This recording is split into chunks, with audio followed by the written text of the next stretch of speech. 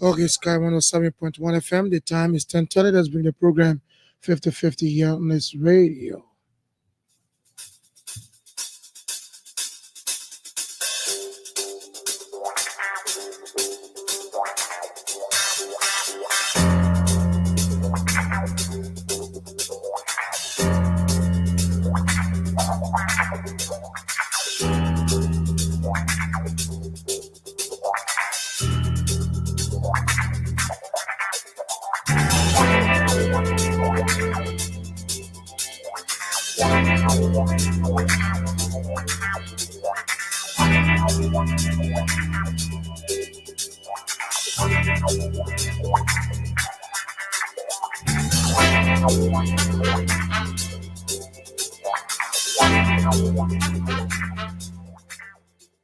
Good morning, Monrovia. Good morning, Abel. Good morning, Robertsfield. Good morning, Robertsport.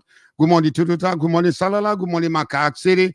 Good morning, Totmanburg. Good morning, Clay. Good morning, Bow Waterside. Good morning, Riverside. Good morning, Bapulu. Good morning, Buchanan. Good morning, La. Good morning, Cowab. Good morning, Breville, Virginia, and Camp David. My River Edge, this is 50-50 on a Tuesday morning on Sky 107.1 FM with this topic. Conversation with Councillor Gloria Musu-Scott. Councillor Gloria Musu-Scott was cleared of all murder charges by the Honorable Supreme Court of the People's Republic of Liberia. But what are her stories and experiences during her incarceration and during her trial? What is her new mission after her detention? The story of the good, the bad, the ugly of the Liberian judiciary system. What can she be for Liberia in the future? My name is T-Max. I'm the only grandson of my grandfather. And 50-50, you just can be the experience. By 11 o'clock, I will open the line partially because I want to have a total conversation with this woman, an incredible woman. I want to tell her story and give us the mirror and ask ourselves, what would we have done had we found ourselves in our shoes? We'll be back right after the theme song.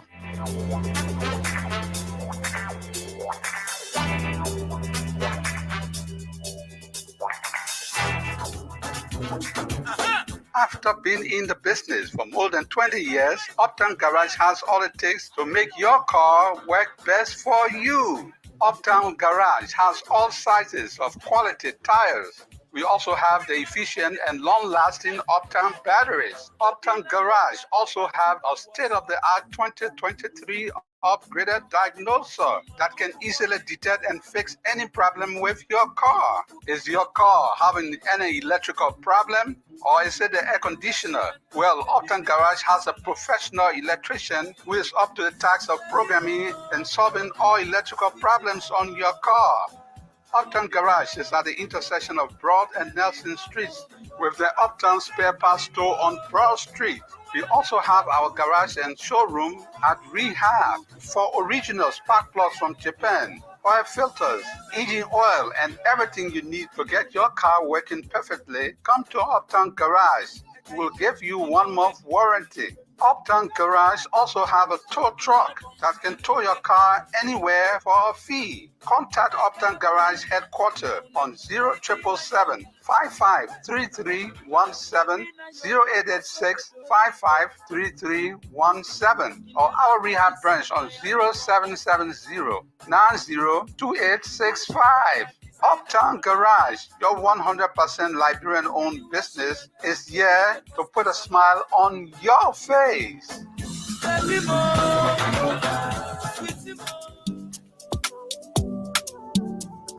Tanu, have you heard about EcoBank Back to School giveaway? You again. I haven't. Tell me about it. Tanu, for every Western Union, MoneyGram, RIA, or Rapid Transfer transaction done at any EcoBank branch or sub-agent location, you can get a prize. So, Well, I'm not understanding you. Tell me about the thing because my brother saying the children's school fee first thing tomorrow. Okay, listen again. Whether you send money or receive money through Western Union, MoneyGram, RIA, or Rapid Transfer at any EcoBank branch or sub-agent location, you get EcoBank branded copybooks, pens, pencils, and many other items.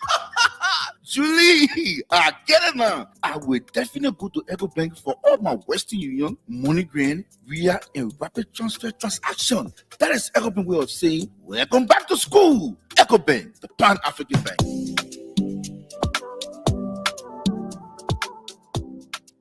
Thank you very much. Back on 50-50. Let me give you the balance headlines of the two newspapers I have, the Heritage as well as the front page newspaper. Let me start from the Heritage newspaper. It says the economic transformation at the Indonesian African Forum, President Jose Nyimabwaka pitches enhance Liberia-Indonesia relations. As President Jose Nyimabwaka, handshake with Indonesia President Joko Widodo at the Indonesian African Forum too. One active case of monkeypox confirmed in Liberia. MPhil Director General Dr. Dubek Chris Nyan says so. We have only one case of monkeypox in Liberia. The back page shares CBN lowers monetary policy rate to 17.5%. The photo of the acting governor, Samoa. Ivorian Coast Guard commits to helping secure Liberia's maritime waterways. War law claims war crimes court will dismantle peace as victims take center stage. Let's move on to the front page newspaper. It says, abandoned to suffer. Tanker explosion victim police officer thrown out of India hospital after government refuses to pay medical bills. Wow, that's very, very pathetic. Activating response mechanism. Liberia reports first confirmed case of monkeypox, sent WHO announcement. Submit to probe on corruption. Bishop Cotto Brown calls out as Finance Minister Samuel Cllr and others urges government to extradite indicted former public officials. League payroll shows excessive pay for Liberia Telecommunications Authority's Board of Commissioners, extravagant benefit and salaries. It says, Martin Colley says in a quote, the LT assigned a luxurious car with you for transport and is providing you with 1,000 gallons of gas. Why take 1,572 again as a transportation allowance when LTA staff don't even have a boss? Patrick Honda this one is wrong. This is not rescue. It's a rascal mission. Martin Colley, otherwise known as Rescue Rambo. Patrick Honda in a response said, I will resign if this is true. I dare you to post the photo of the assigned vehicle. I also dare you to establish if I have ever had an assigned vehicle. That is an open challenge. That is so unfortunate of you, Patrick Honda, Commissioner, Liberia Telecommunications Authority. Mid-year analysis of the fiscal year 2024 budget reveals poor disbursements to health, education, agriculture, and infrastructure, despite increased revenue intake. Overperformance versus under disbursement. Senate Public Account Expenditure and Audit Committee says, quote, like agriculture, health, energy, and infrastructure was not prioritized in the first half of the year, judging by the amounts disbursed. These sectors are essential parts of the government's arrested agenda for inclusive development. And comparing year-on-year spending, overall spending for the first 6 months was down 32% this year against last year's same period. Spending on goods and services and capital expenditures were significantly lower this year than the same period last year. Senate Public Accounts Expenditure and Audit Committee. The back page is all about sports. Reader, Shattered Angels, FC, and Battle Max identified with patients at SDA Cooper Hospital. By the two newspapers in the read them, I just want to give you the the stories that are trending in the papers today, the two papers I just read. But that's not what I'm here for. Otherwise, I would have gone on Broad Street and bought them and just sat somewhere else and read them. But I'm here for a very important discussion, and that discussion has to do with Gloria Musu-Scott, the Supreme Court of the People's Republic of Liberia. And Gloria was looking at me when I said the People's Republic of Liberia. I want to change that phraseology. And we are the People's Republic of Liberia. That republic belongs to the people. No, So that when you say it that way, it sounds communist. yes. And you Yes. think we're not communist? Well, there are some good things in the system of communism, but But we are the by Republic. law, We are Republic of Liberia. Republic of Liberia, based on democratic principles. Yeah, you see, that's some of the things I get you in jail. Seriously. So let's get it now. Welcome. The last time I saw you, you gave me that cross eye. That was at the court. Mhm. And the second time, I was across the table, across the yard, where you were found guilty and thrown into jail. I could not. Everybody was too emotional, and I could not look there, and I had to have to pass. I'm happy that you're out. Gloria, just tell me what it is. Well, You've been in jail. mhm. Up close, you've been in jail. You were at the apex of Liberia judicial system, Chief Justice of the Supreme Court of Liberia. Justice being dispensed. Some people say justice delayed, justice denied, but you saw justice being dispensed to the lowest of the rest of us. You became the victim of that. Tell me your experience. Well, you say you've been in jail. I'm not the only defendant in this case. There are 3 other defendants. And as we were, in fact, after we arrived late in the evening. The next morning, after we prayed, I said to them, we are in prison, but the prison should never enter our souls, our psychic, our minds. We are in prison, but the prison is not in us.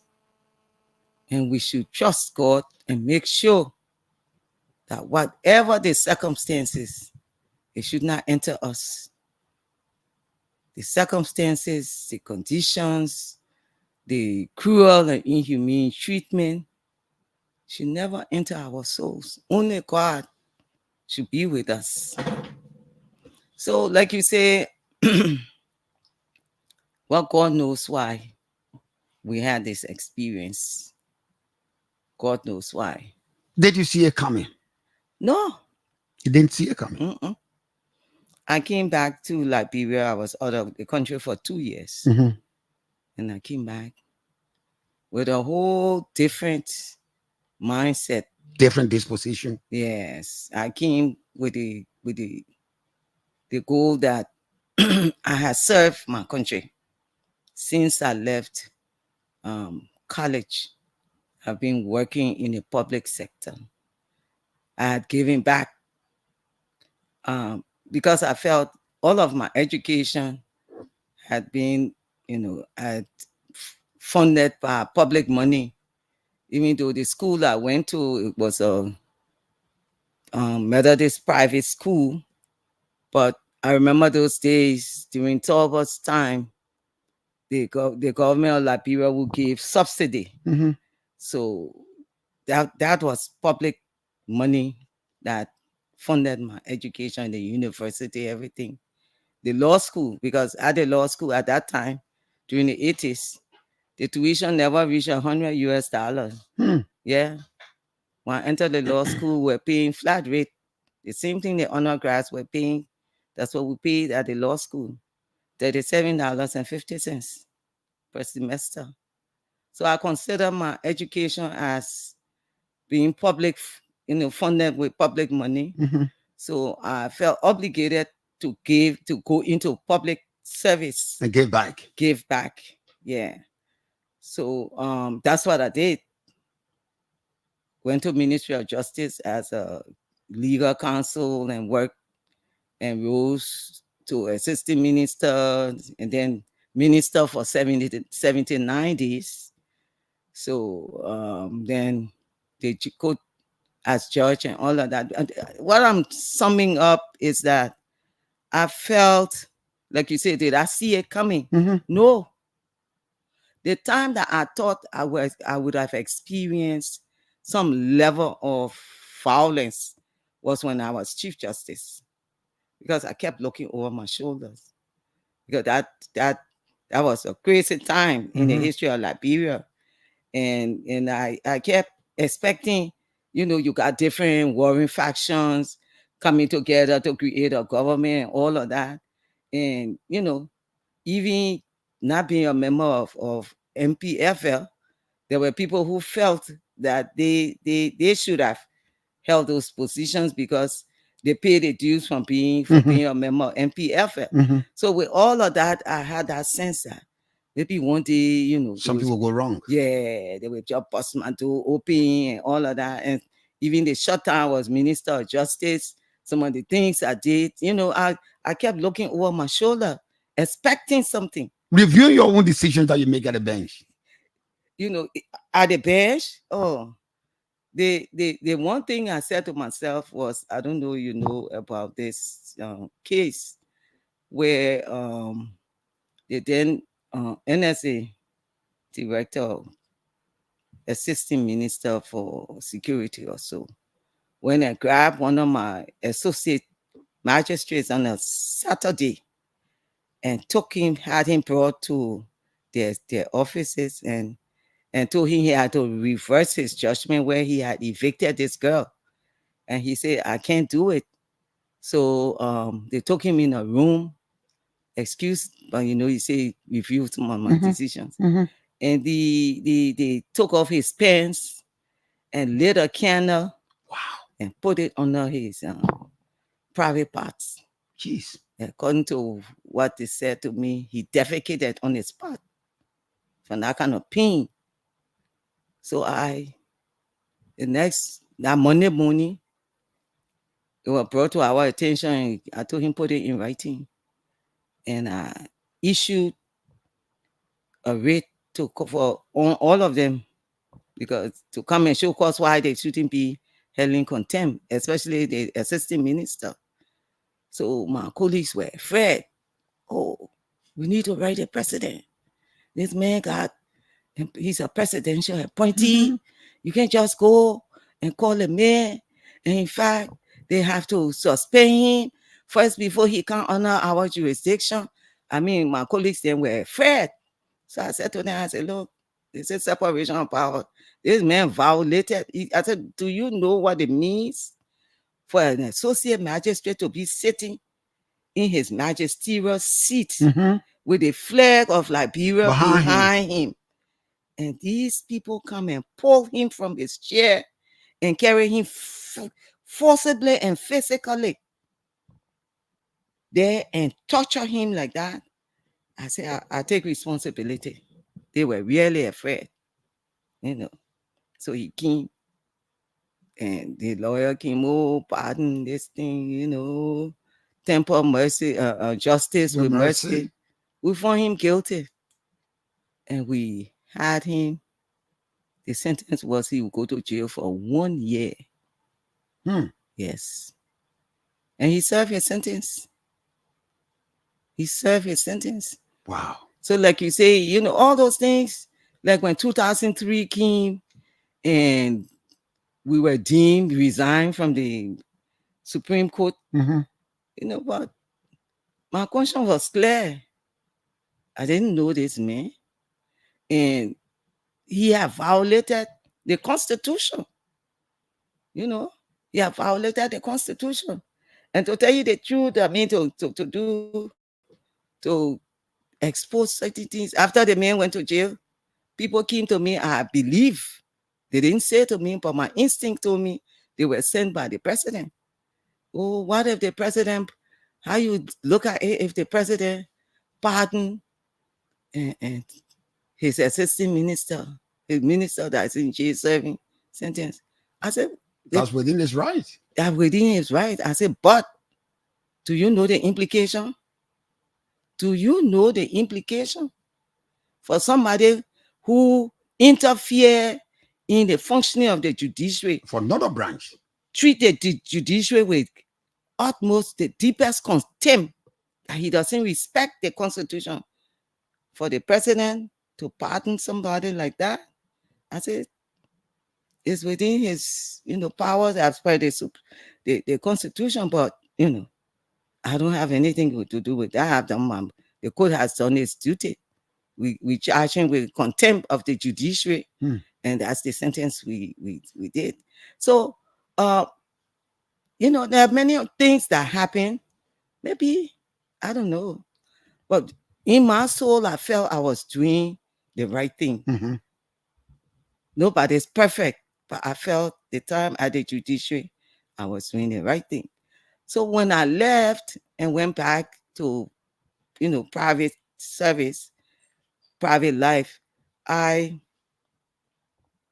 didn't feel, maybe I was naive that people would come after me.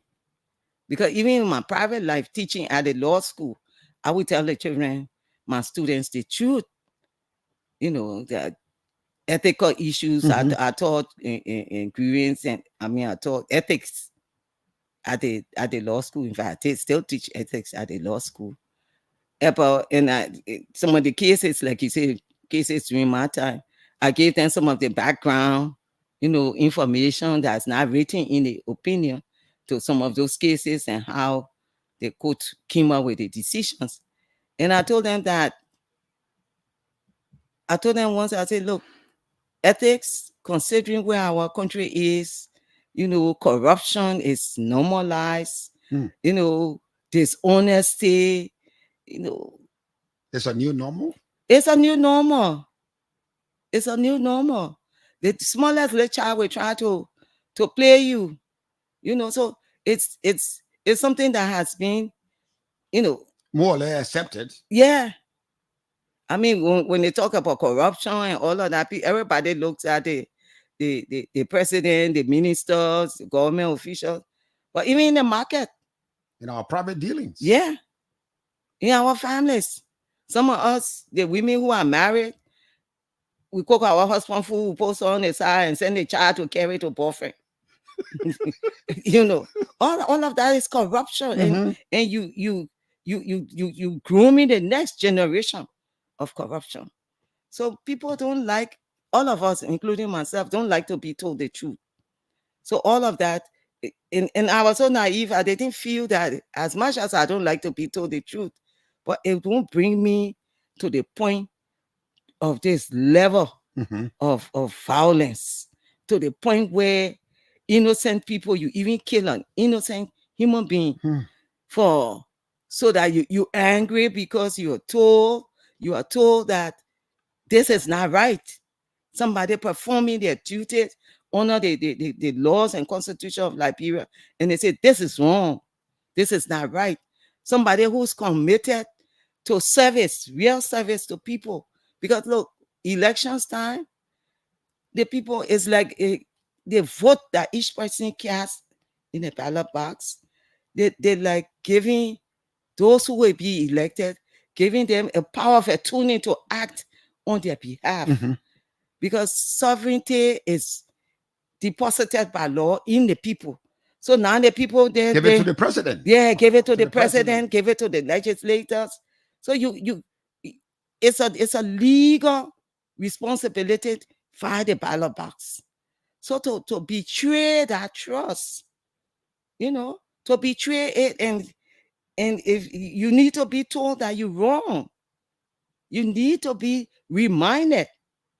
So is that enough? Something as transient as power? Because for me, power, It's not permanent. it's just for a time. For time. It's just for a time. So is that enough to want to wash your hands in innocent blood? I mean, I can put it, and that was my naivety. Excuse me, I need a drink. Mhm. Our special studio guest is Gloria Musu-Scott. She just got freed by the Supreme Court after 14 or 15 months in in jail, brought down by the lower court. Now she is our special studio guest. I'll be having this conversation. But Musu, let me take you back. We've argued several times.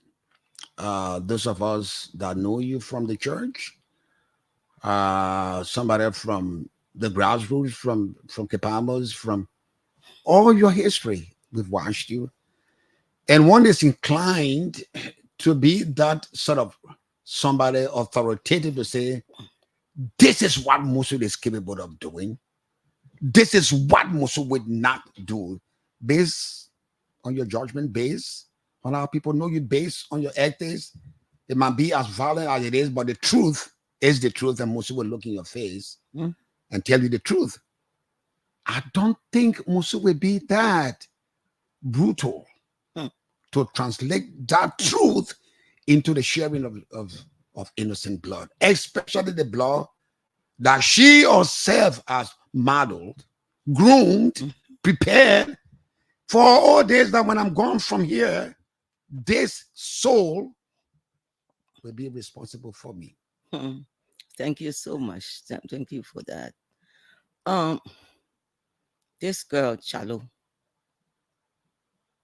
came from. So keep your strength. Don't cry. No, I won't. It's behind us now. No, it's not behind. It's not behind us, because we really have not had the. We have not really moved Cllr. We haven't. We established the mat, but then all this going to the police station, backward and forward. We're put in a position where we will begin to defend ourselves. To defend ourselves, and you know, so we really need to be able to move, and we will cry. Yes, we cry. She was. You gotta get it out. You gotta cry. She was such a good child. She was such a decent woman.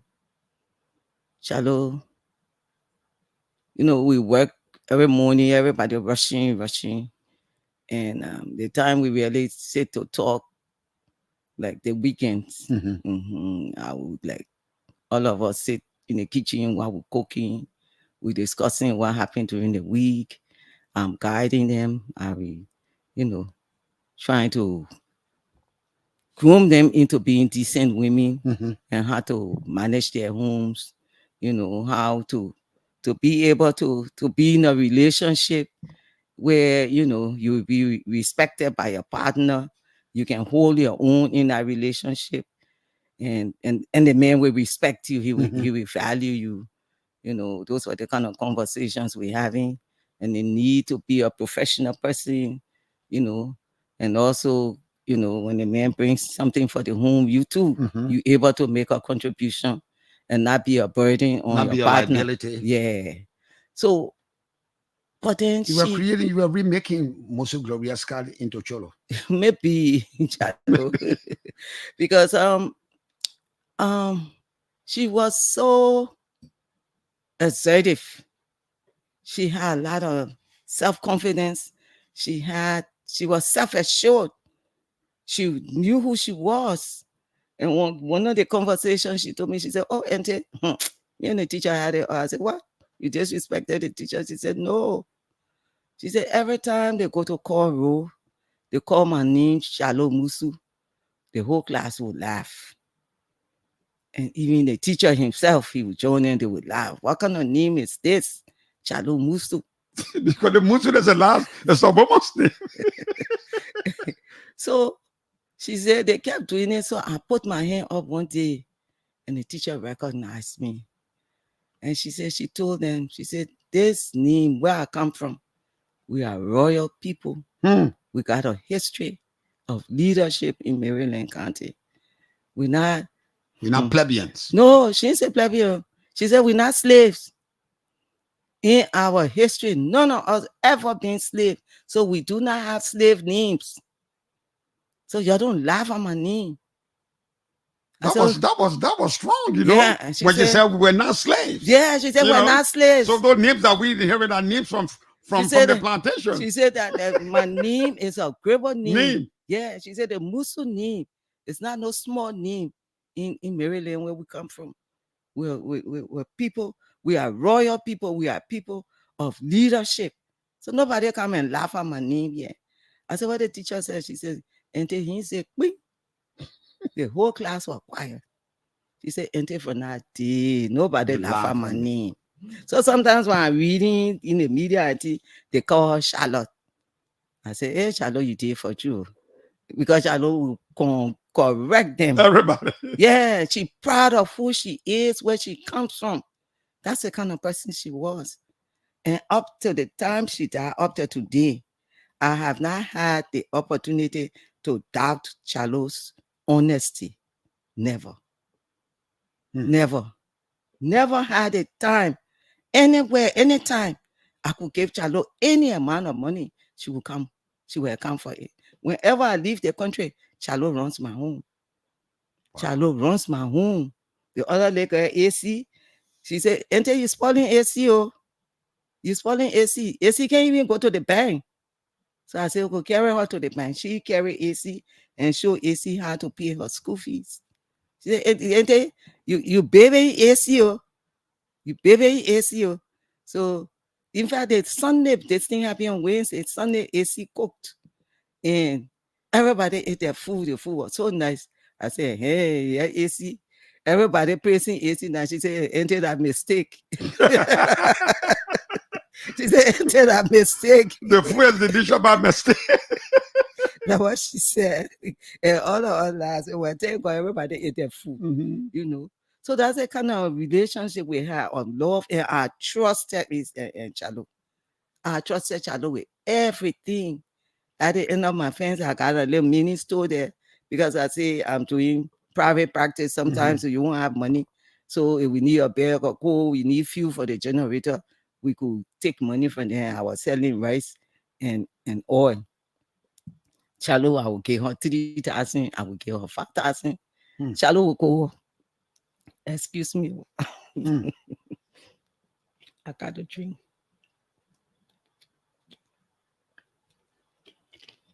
Charlotte will go and come back, and everything will be correct. Everything will be correct. Never had a cost. If I want her money, Charlotte will have it. Yeah, Charlotte. That was the relationship. Oh, yes. If Charlotte enter here, we look at each other. Charlotte know what I want. She knows. She knows. She knows. One of my friends came to visit just before the thing that Sunday. Came and told me the woman was there and I said, until now we gotta go look for a beer bottle now. She not come because we don't drink in our house. So I came to the woman. I said, me and my daughter can say over you. She said, you know, I can't face it now. We gotta go look for the beer bottle. Which is not allowed. And we laugh. That's the kind of relationship we have. So now when she have problem, she was dating, had a relationship, a friendship with some fellow who travel. The morning she came crying. Oh, the boss said he didn't want the relationship again. I said, Charlotte, wipe your face. That anything. Just make something good of yourself. One day he will regret. He will regret. He will regret. So he didn't want the relationship again. That's it. That's the kind of relationship we have. That's the kind of friendship we have. Talk freely. Yeah.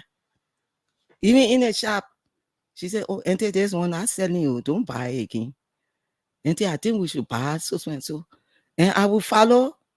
That's the kind of friendship. That's the kind of friendship Charlotte and myself had. We could talk anything. Was she ever overprotective of you? Yes. Sometimes she would see, Auntie, don't do this. Don't go do that. Yeah. Don't stay out. Yes.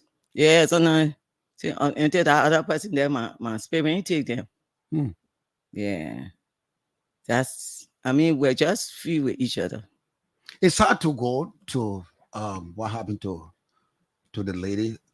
Personally, when that stuff happened that day, the history is that stuff started happening to your house. You make the representation to the Minister of Justice, to the Liberia National Police, everything you did.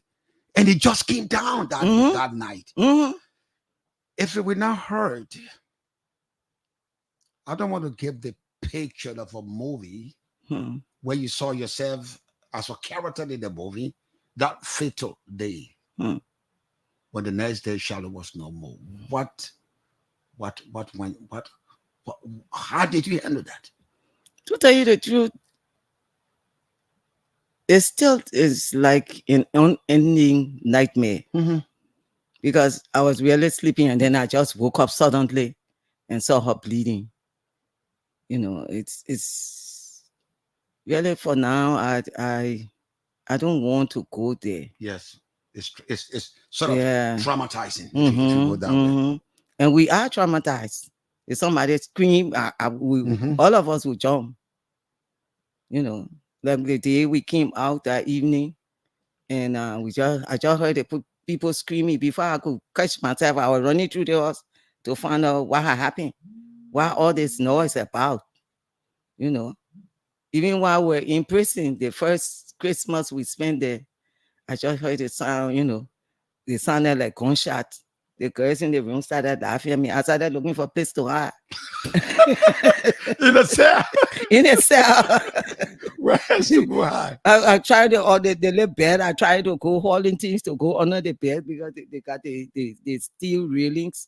So and everybody can kind of see what you're doing in You there. need to do psychotherapy. Yeah. You need to get out of that stuff in your mind. So I started going under the bed. The girls then started running. They said, "Oh, that firecracker." I said, sure. Let me be under the bed until we find out whether that firecracker. So it all happened. Charlotte died, and we went to the case. The case was finalized by the lower court. What did you feel? What was your feeling when the judge gave that verdict that you were guilty of all counts? You went to prison. You know, there's a lot of rumors here and there. So did you see travesty of justice? Oh, of course. Even sitting there, even coming to court with the handcuffs and all of that.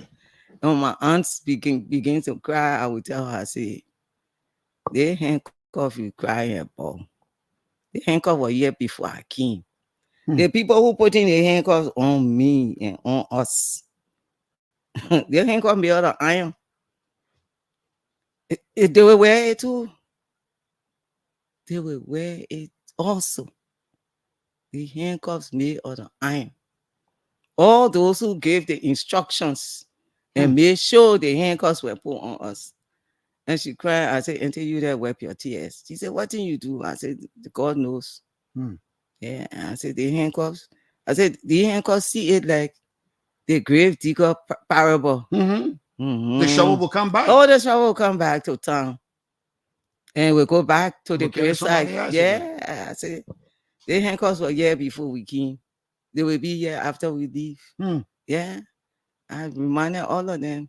People say, "Oh, you break down. You break down."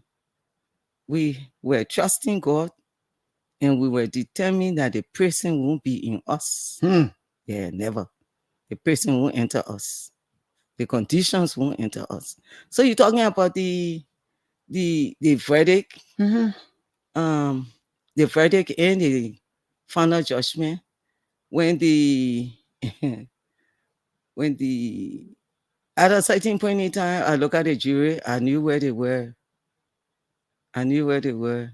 What do you mean you knew where they were? You knew that they were tuned out. They already had they were tempered with or what? Of course.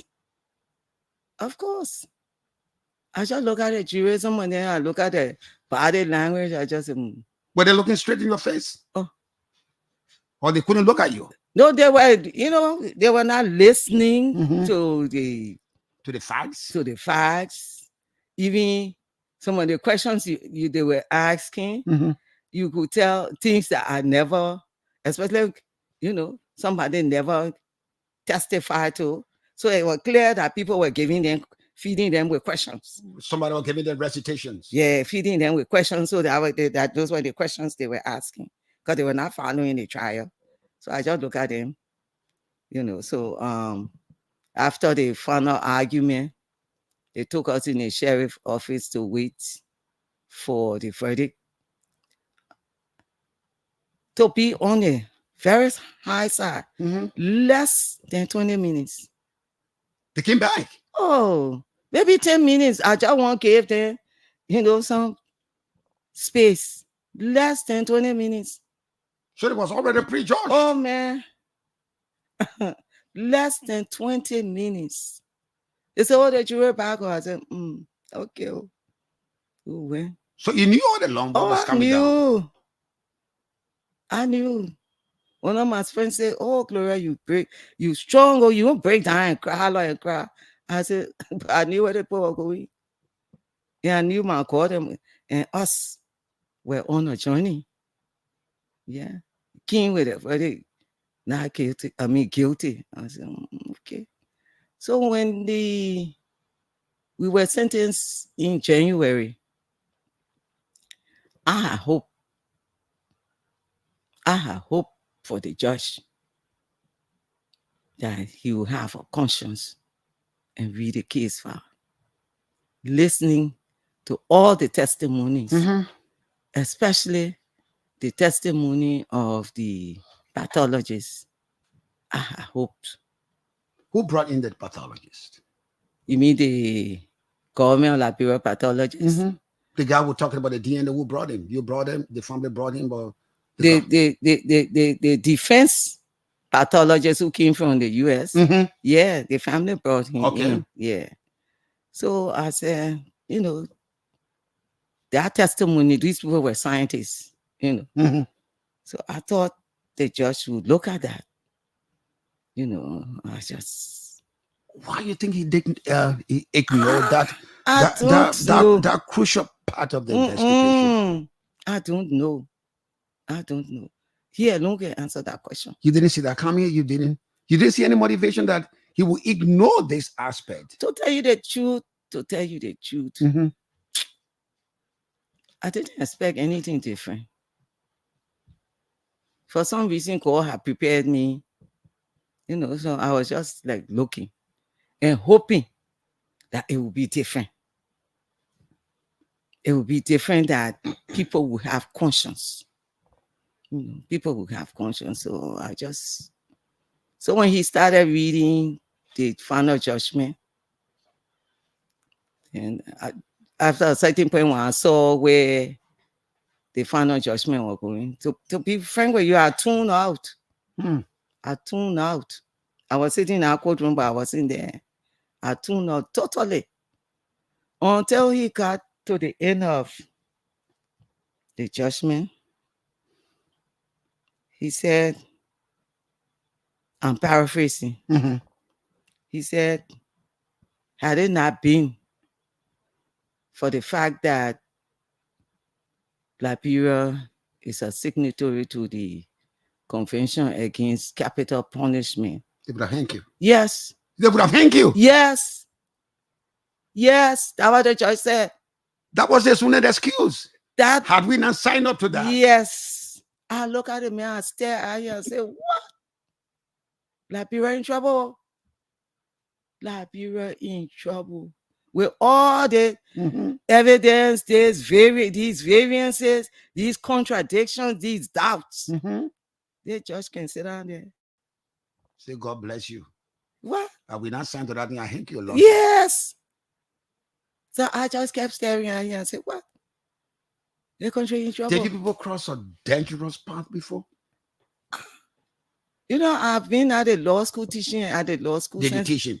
I don't know. Some people say I taught him because they give it an F or D, something like that. I don't know. Maybe you got an F or D. This is not funny matter. This is serious matter, But we have to laugh. But it's serious. It's serious with all the facts that he sat and listened to say, had it not been for the United Nations Convention, he would have hanged us. He would have sentenced us to death. By hanging. So it's because the military that go about firing squad.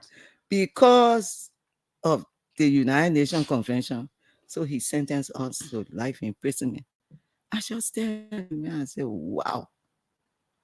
So that's how people have been killed, have suffered in this country. And I said, wow. And there's so many people, girls, women in the prison there. No, we'll get back to the prison. Mhm. So let's take our break. After the judgment, she went to prison, and she will tell us exactly what experience when she was behind bars. After being in the business for more than 20 years, Uptown Garage has all it takes to make your car work best for you. Uptown Garage has all sizes of quality tires. We also have the efficient and long-lasting Uptown batteries. Uptown Garage also have a state-of-the-art 2023 upgraded diagnoser that can easily detect and fix any problem with your car. Is your car having any electrical problem? Or is it the air conditioner? Well, Uptown Garage has a professional electrician who is up to the task of programming and solving all electrical problems on your car. Uptown Garage is at the intersection of Broad and Nelson Streets with the Uptown Spare Parts Store on Broad Street. We also have our garage and showroom at Rehab for original spark plugs from Japan, oil filters, engine oil, and everything you need to get your car working perfectly. Come to Uptown Garage. We'll give you 1 month warranty. Uptown Garage also have a tow truck that can tow your car anywhere for a fee. Contact Uptown Garage headquarters on 0777 553317 0886 553317 or our rehab branch on 0770 902865. Uptown Garage, your 100% Liberian-owned business, is here to put a smile on your face.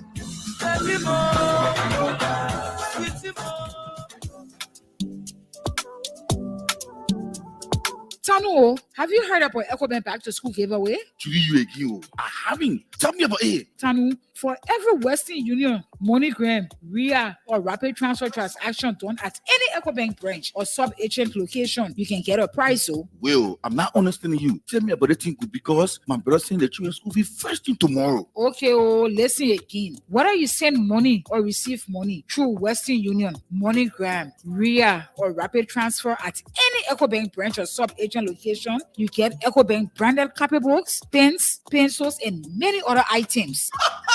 Julie, I get it now. I will definitely go to EcoBank for all my Western Union, MoneyGram, RIA, and Rapid Transfer transaction. That is EcoBank way of saying, welcome back to school. EcoBank, the Pan-African Bank. Thank you very much. We're back on 50-50 on a Tuesday morning with Councillor Gloria Musu-Scott. The history is that Musu-Scott was incarcerated, condemned to be in prison for life. The Supreme Court revisited the case and overturned that judgment. And Gloria Musu-Scott is in our studio, so our special studio guest. She's freed and free at last. So, how did it be for that signature that we'd affix our signature to that convention, United Nations Convention, telling them some of us from the Southeast will be wearing blacks and have our hairs shaved. And if it had been any other situation, maybe they were just taking us from the court and go execute us. Yes. Thank God it was our military government. There you You've been gone. No. All that your heart. You must have given Willie or D on an F. Just look in your notebook. Don't wait. You know, they reached the what you're saying. And for many times, even when we're at the court, when I was on Chief Justice, some of the decisions we had to, the judgment from the court below, we had to review. You could see clearly, you know, they were so illegal. They were so wrong.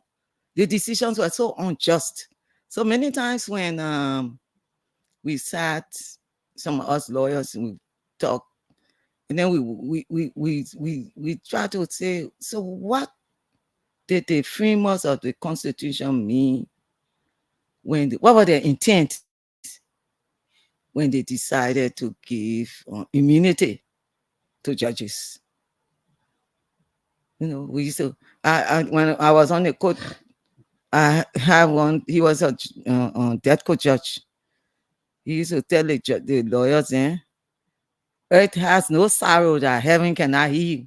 You kept me upstairs. That reckless. You know, that reckless.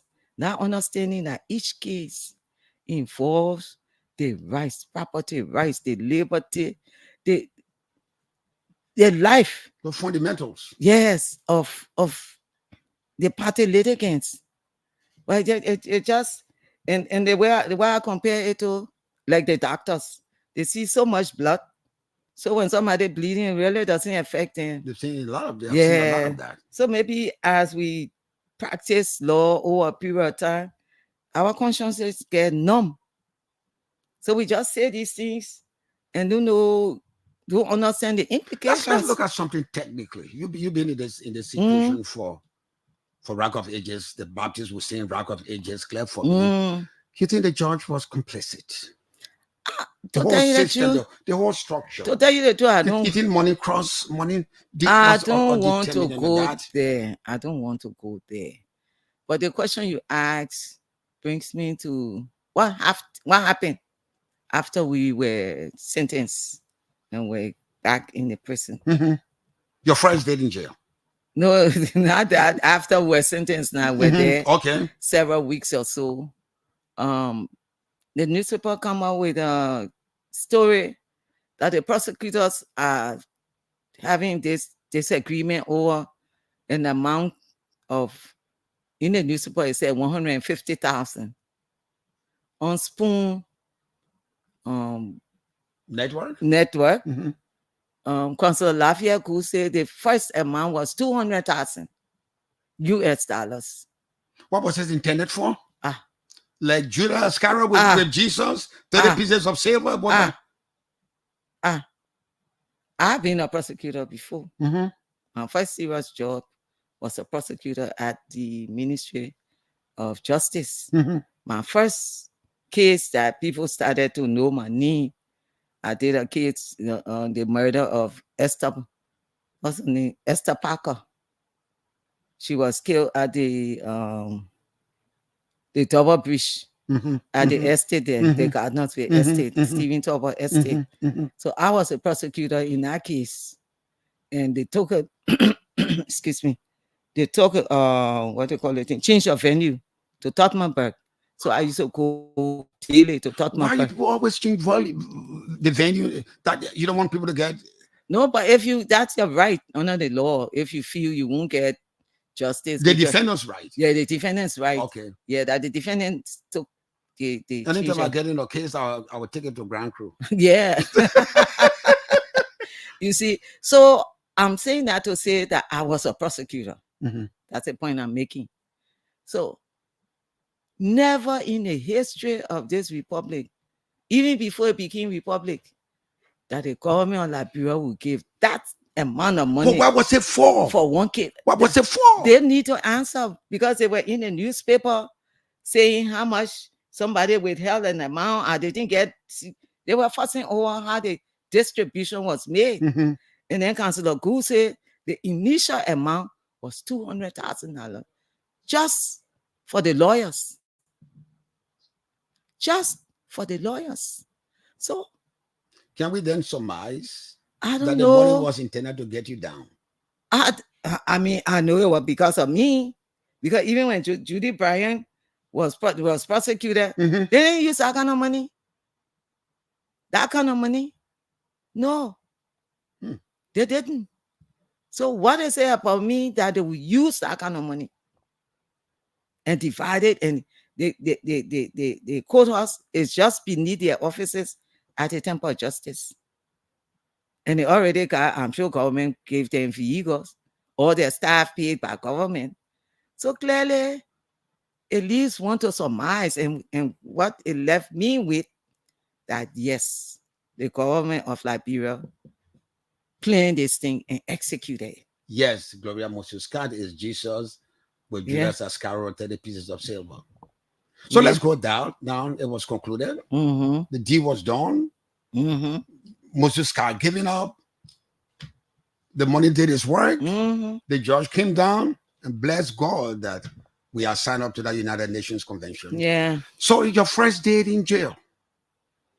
Well, you left the glory and the softness and comfort of your bed.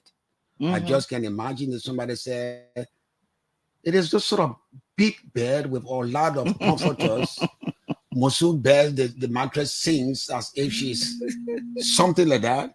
And you left all that comfort. First day, did you go to bed that day in Central Prison? Did you close your eyes? Well, I don't know if this is the best place to say it. I'm a person, I sleep the first part of the night. Why you do that? Why you keep yourself awake the rest of the night? Um, Maybe 12, 1 o'clock, 2 o'clock, I'm up. Doing what? Well, You're not reading. No, so it's just part of my body now. That's your Yeah. body clock. Yeah. By 3 o'clock, by all means, I'm up. And then my day starts at 3 a.m. So sleep, even the people at the prison know, like, there's a chair they rest out my bed. Many nights they call, oh man, you want to lay down? Even the girls in the plane, oh man, go lay down and rest. I would get up and sit. Something in your psyche that you were scared that something could go wrong again. Yes, in a way. Mm-hmm. And I was happy in the prison, the lights were always on. You know, no, that's, and I told you how I tried to get underneath the bed, the little bed. So Was it a bed or a mattress? Was it a bed? Something that you go. It's made out of iron. Did you meet it at all? Yeah, I met it there. Was mattress on it already when you get there? Yeah, mattress out there, but it was full of chink. We call that one socket licking mattress. It's a mattress. The children call it planting chip. Planting chip mattress. Just this thing. Yeah. So that you see a lot of these sleep on the bathroom. Kind people brought us mattresses, you know, cover, you know, something to cover with and all of that. Look, you bring me to the point to tell everybody thank you. We're in that prison for 14 months. Even before we went to the prison, there were people who were bringing food, water, soap, towel, toothbrushes. I mean, the prison was giving you food already also? Or you decided not to eat the prison food? Yeah, 1 plate of white rice. Yeah, you had to find your soup.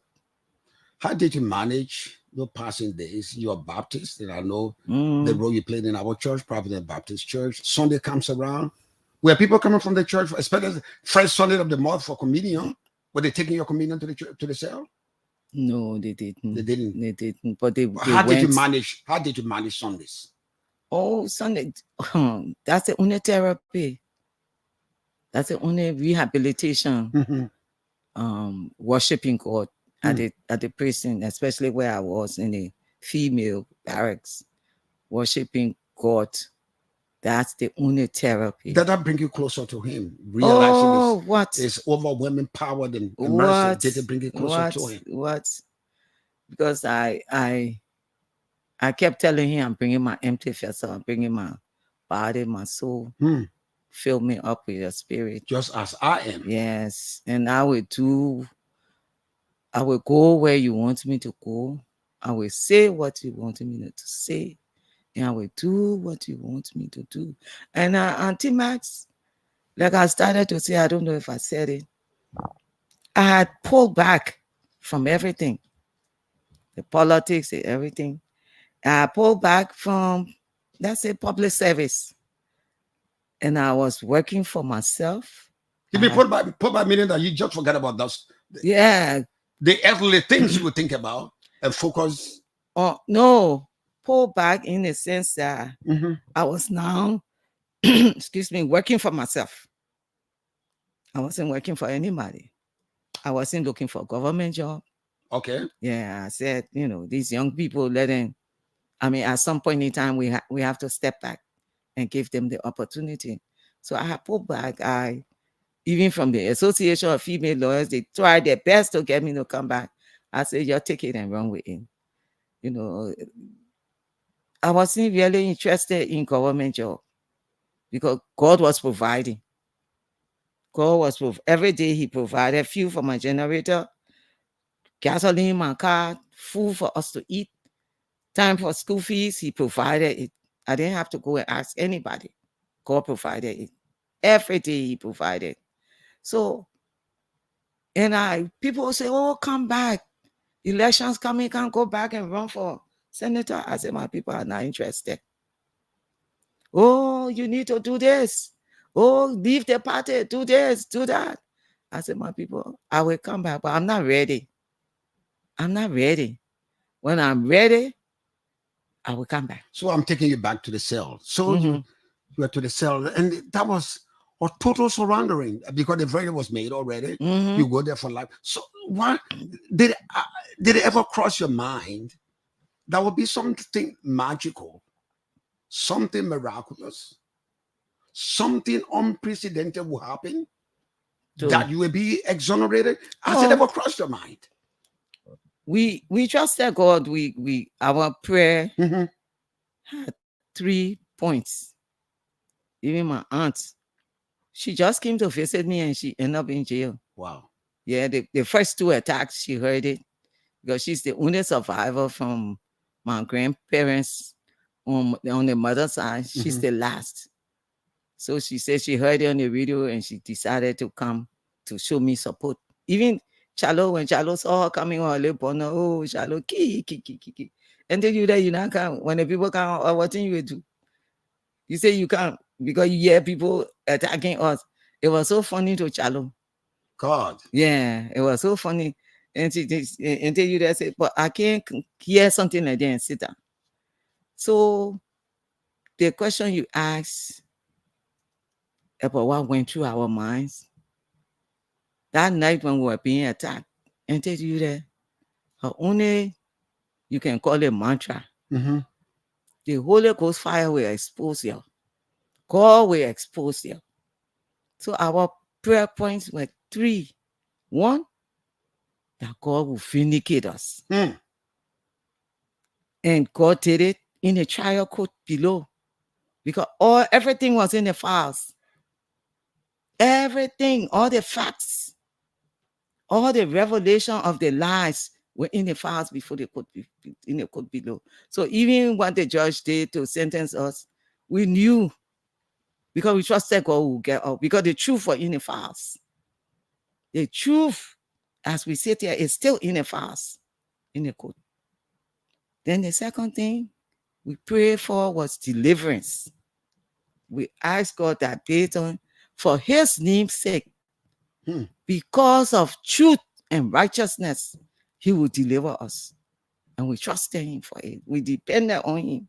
We yielded to him and we surrendered, knowing that God will deliver us. Did you keep that your favorite Psalm 23 daily by you?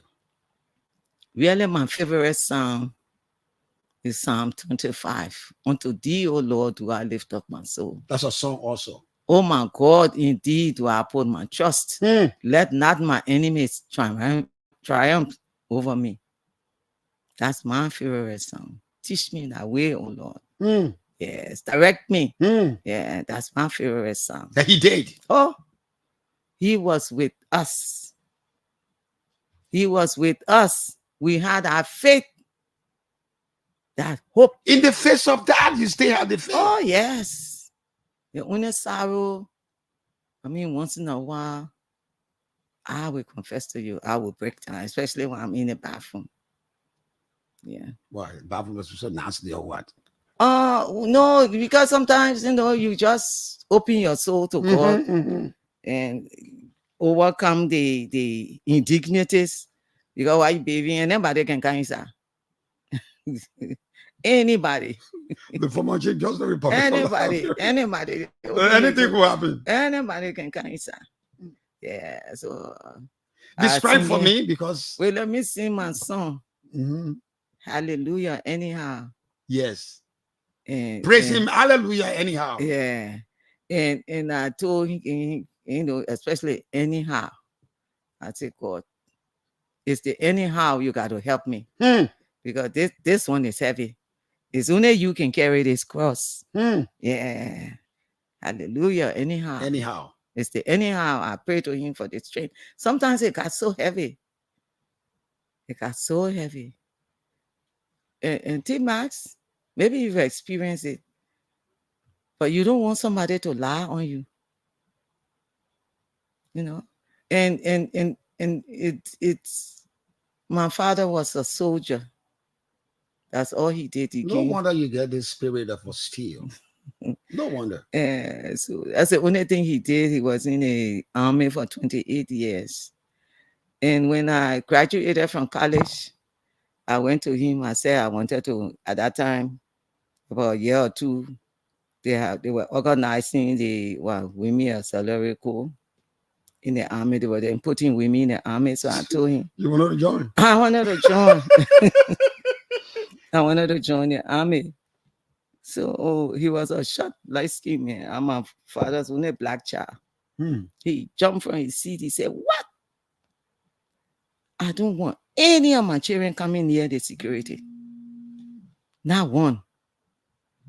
So we used to call him Kopa. I said, "But Kopa, that your whole life." He said, "That's why." He said, "When security men lie on you, costed so that can't move it." He said, "Costed so that can't move it. When security men lie on you." And so you saw that up close. I experienced it.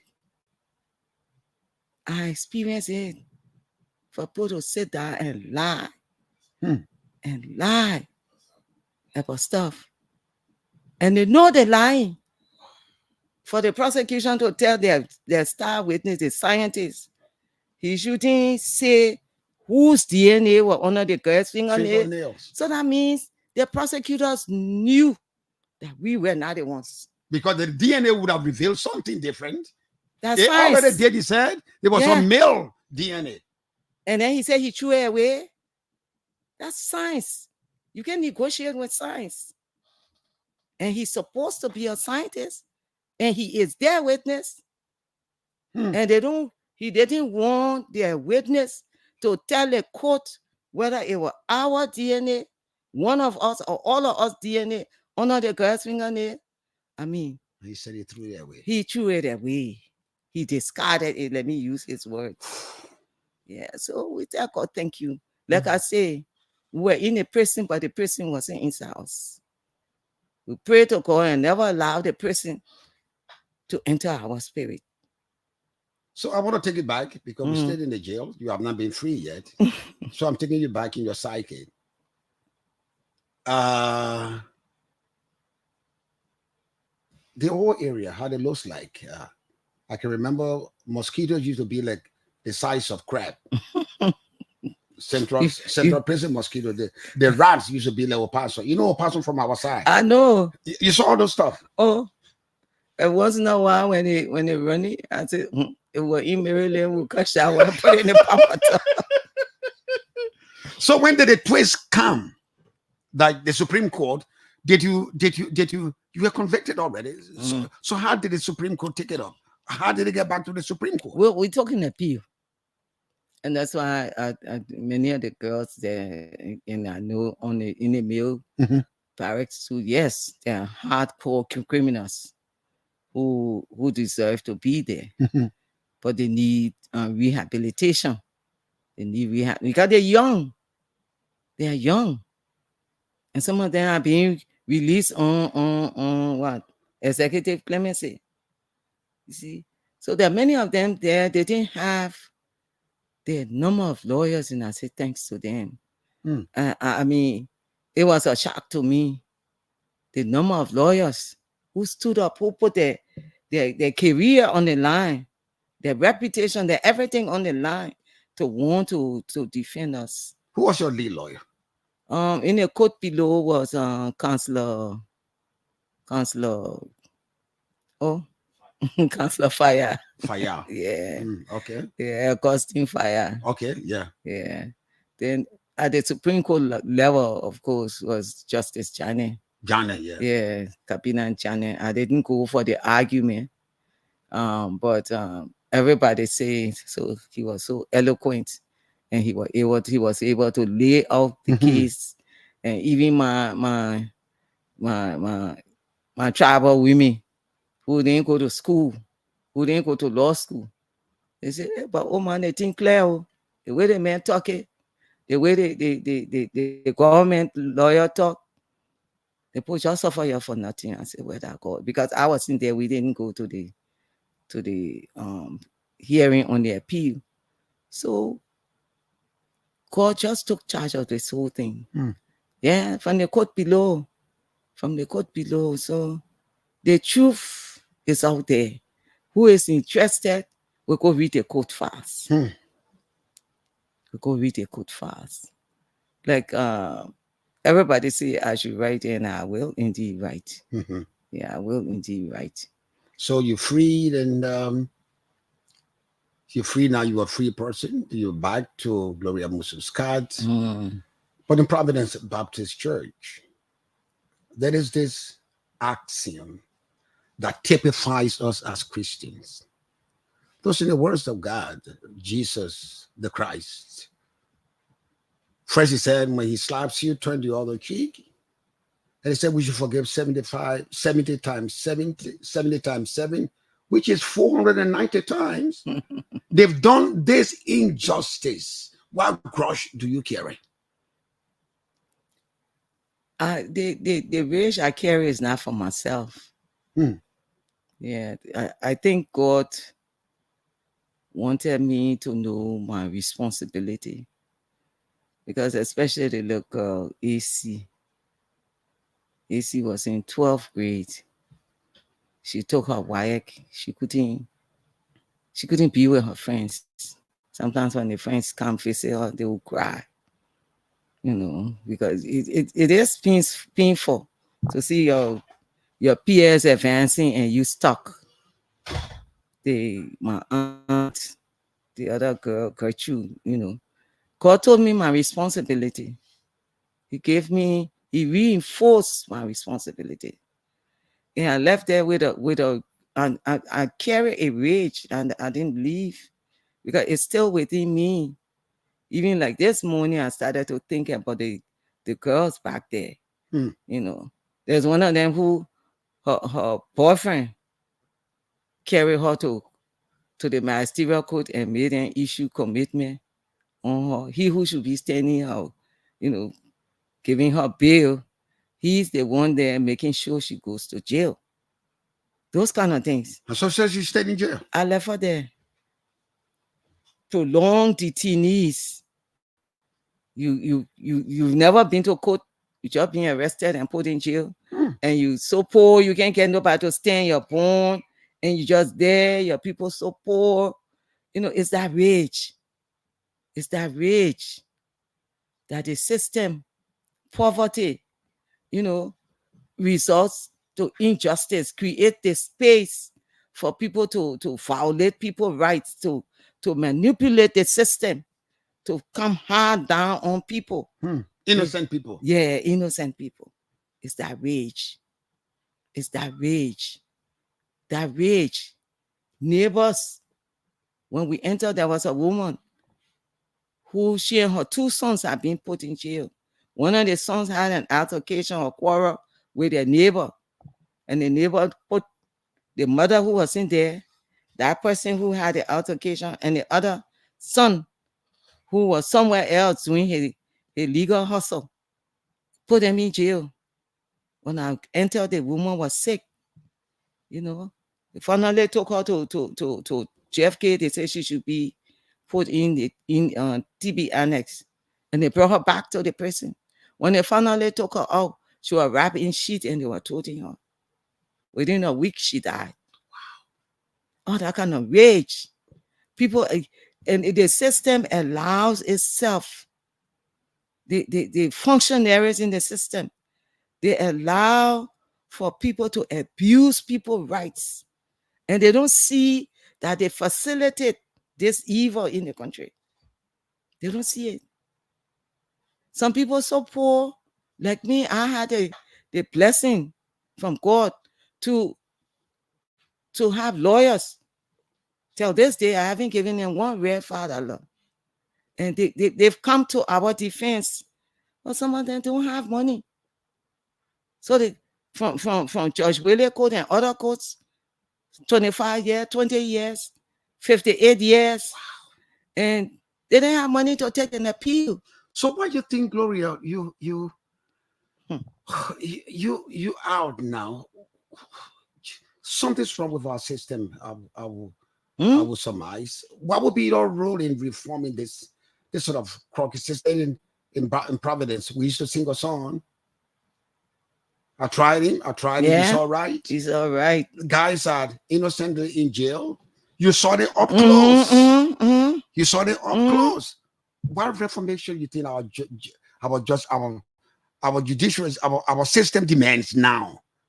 Well, When can we overhaul this ugly system that will throw innocent people in jail? People that don't have money because they don't have money because the simplest of the simple, they're in jail.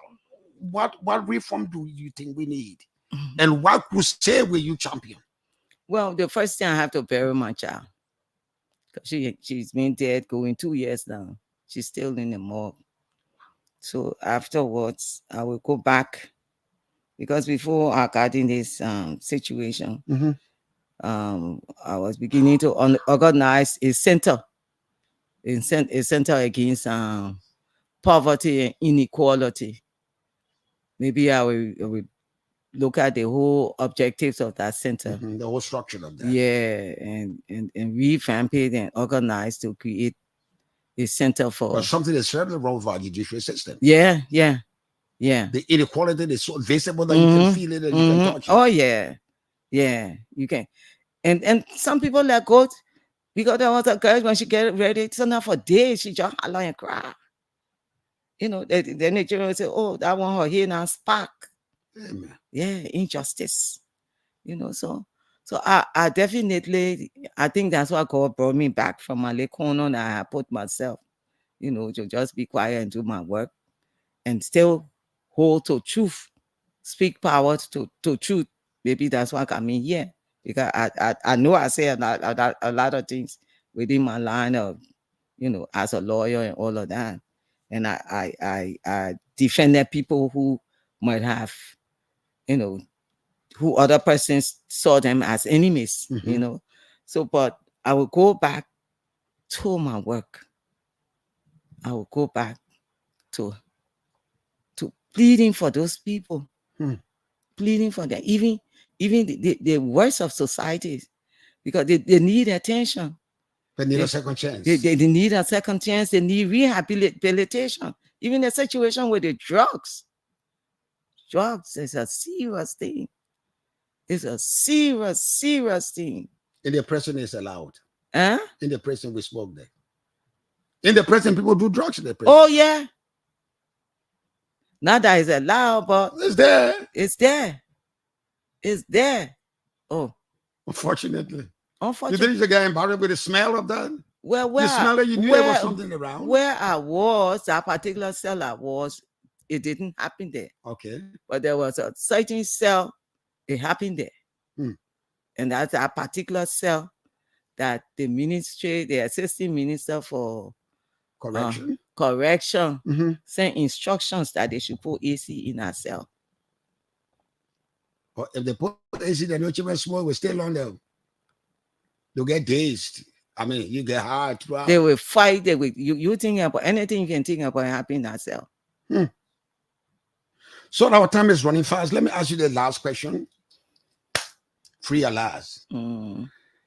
Has this brought closure? That's the end of Cholo's case now? It's because Chalo, you keep calling her Chalo. Yeah, she will correct me many times. Now, because you were, I heard you somewhere. Your mission, you have a new mission. Matter of fact, you have a new birthday. This the 22nd of February. That's your new birthday, and that too gives you the new mission. Have we closed that chapter of the girl? No. The killer is roaming. But that's why I said we had 3 prayer points. God has done 2. So the third one is still there. And you think God will reveal that? Yeah. Oh, God did it for us. God. Chalo was innocent. Everybody knows Chalo didn't harm anybody. The Bible says, you know, evil will never prosper. That's what the Bible says. Psalm 92, it says that when God allows evil people, I'm paraphrasing, to prosper, only the brutish men will think that evil is succeeding. But they don't understand that when God is allowing it, so that when God cut them off, He will call them off forevermore. Assuming God answers your prayer in this faction, Uh-huh. the Cllr from the blue comes and say, you're taking to Gloria Musu-Scott. And they ask him, why you want us? I want to see Gloria Musu-Scott. It might not be your familiar person, somebody that you know. And that person comes to you and says, man, Gloria, I killed your daughter. Mhm. What will you do? Well- Forgive them, or what will you do? Send them back to court? Say, this is the guy we've been looking for. Now he's shooting up. What will you do? Somewhere in the Bible, God forgives you. Mhm. Like you said, what Jesus said, Mhm. 70 times 7. Mhm. God forgives. He forgives. But God also allows you to go through the consequences of your sin. He said, no sin goes unpunished. Yeah. You know. And you know, I've come to the conclusion this is what's bothering this country. And until we take charge of it and we draw a line in the sand, impunity. Many of the children, the young people who are so, full of zest and zeal, they were not born during the war. But they have seen that persons who committed crimes during the war, we elevate them. Mhm. So the impunity for this country to two things. Impunity we have to end, and corruption. Impunity and corruption. Everybody, God will forgive you. God will forgive me. Mhm. But the consequences, you got to go through it. By me saying, oh, yes, I forgive you and go and sin no more. Yes. But the consequences. That will not take away that human instinct of Yeah. killing people, innocent Mhm. people. Yeah. The consequences. God asked King, where's that brother? He said, am I my brother's This keeper? that cheek. He's cheeking God out. Mhm. He's cheeking God out. And God said, your brother's blood cried up to me from the ground. And that's what I believe. That's why I always tell people, I will make this statement. I said that corruption money that came from Ministry of Finance to Ministry of Justice. I said, anybody who ate one real $5 of that money, that one real $5 is more than corruption money they will be eating. It's money soaked with the innocent blood of Cllr. And the Bible says evil will never prosper. I didn't say so. The Bible says the parents ate sour grapes and the children's teeth are on edge. Yeah. I didn't say so that the Bible says so. So I will forgive them. But the innocent blood, the crime. T-Max, Cllr had graduated from Stars University in November of last year with a degree in computer science. This is September. This September 23rd will be her birthday. And now Cllr will be working, earning her money. Her life would have changed, and she would have been able to help her family, her siblings. And you take it away just like that, without her doing you no harm. To even say, we're on the street, we were fighting, and that kind of thing. You walk into our home? You plan it. Those people looked at us. It's like you trying to get a deer in the bush. That's how the people did us. They plan it over a period of time. They plan it and execute it. So thank you very much, Councillor Gloria Musu-Scott. It's so moving. But the Bible says, he who redeems Israel is strong enough to console us. Yes. And the Bible also says, why do we mourn or cry as if we are unbelievers? Mhm. The Jesus who walked this way, who killed the leopard and walk on the sea and feed the hungry, that Jesus who told Lazarus from the grave, is strong and able to console Mhm. us. So hold on to that God's unchanging hands. Mhm. In his own time, in his own appointed time, that judgment that you seek so desperately will come to being. Thank you for accepting our invitation to sharing about this life moving and life changing. I thought I was stronger than you, but you're stronger than me. And Nelson Mandela said, what destroys us behind prison bars is self-pity. Mhm. I'm happy that you exercise that through it all, I will come out one day and tell the story how we overcome. And that is the power of God. Thank you very much. Thank you so On that much. note, we come to the end of this edition of 50/50. My name is Steve Mas. Thanks for being part and parcel of this extra long 50/50. I could do it from now to Judgment Day because Gloria's life and experience is mind-moving and life-changing. I hope we learn from that. Our judiciary needs to be reformed. If we all must be equal, like the statute at the temple of justice, that we will be equal before the law. And we all will have justice before the law. Thank you very much. And I'll see you tomorrow morning. Bye-bye for now.